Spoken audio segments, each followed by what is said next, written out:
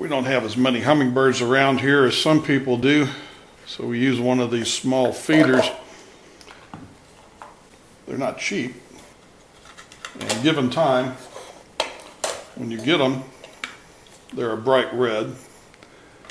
This one hangs out in a shaded area, and still the UV turns it to a pink, and if you have them long enough, it goes way past pink.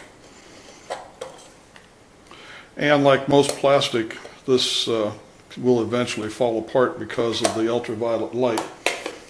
Now this one, this little lip right in here, which is the bottom part, developed about 6 cracks around here, and the thickness of the plastic right in this area is very thin.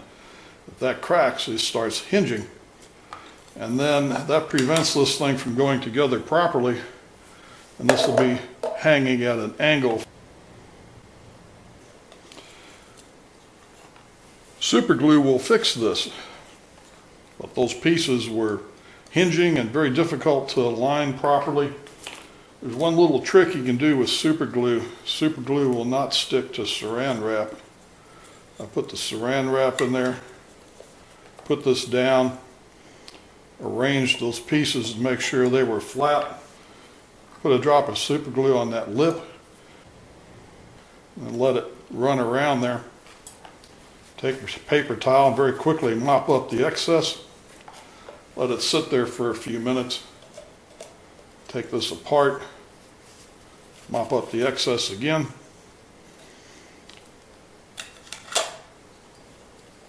Now it'll go back together again, and it will hang level as it should.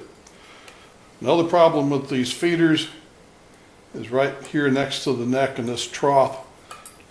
A little bit of sugar water will wick up in that area, and it will attract bees or wasps, and the hummingbirds are hesitant to be around the wasp.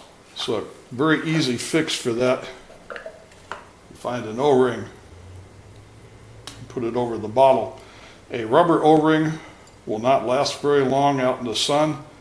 This is a Viton type O-ring that I've had off of a heating appliance, something that heated hot water. And then that O-ring fills that gap, and the wasp will no longer accumulate around your hummingbird feeder.